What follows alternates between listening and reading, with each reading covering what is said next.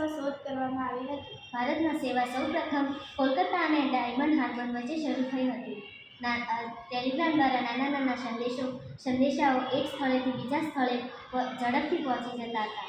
આ સેવાઓ 13 જુલાઈ 2003માં બંધ કરવામાં આવી.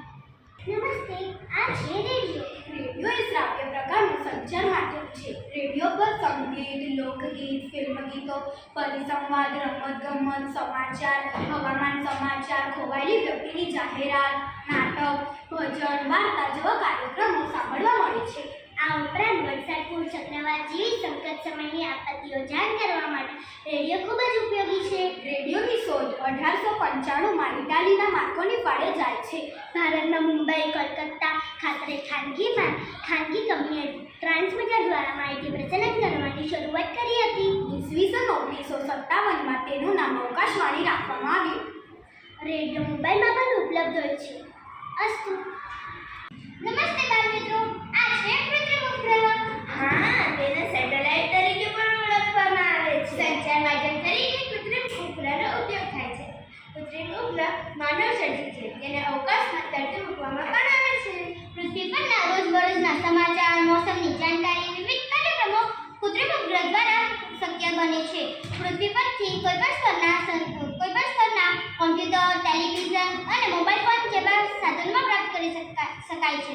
પૃથ્વીના પેટાળમાં પાણી, ખનિજ પદાર્થો છુપાયેલા હોવાથી તેની જાણકારી પણ પ્રાપ્ત કરી શકાય છે. આપણા ઘરથી બીજા સ્થળ વચ્ચેનું અંતર અથવા રસ્તો જાણી શકાય છે. કૃત્રિમ ઉપગ્રહ આપણા દેશના સંરક્ષણ ક્ષેત્રે ખૂબ જ ઉપયોગી છે. તેની શોધ આર્યભટ્ટ દ્વારા ઈસવીસન 1975માં થઈ હતી.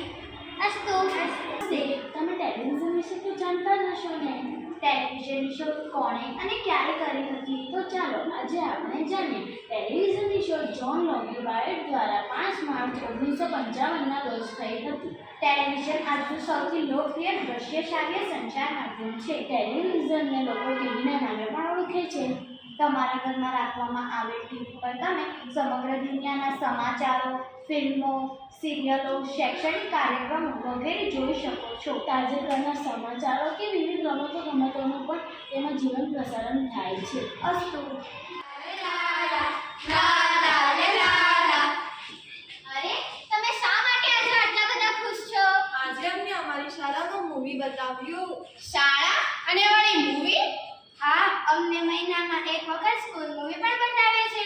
હા, તેનાથી અમારામાં સારા સંસ્કાર અને સારી ટેવાનું સિંચન થાય છે. તો તમે કઈ શાળામાં ભણો છો? જરા તો જણાવો.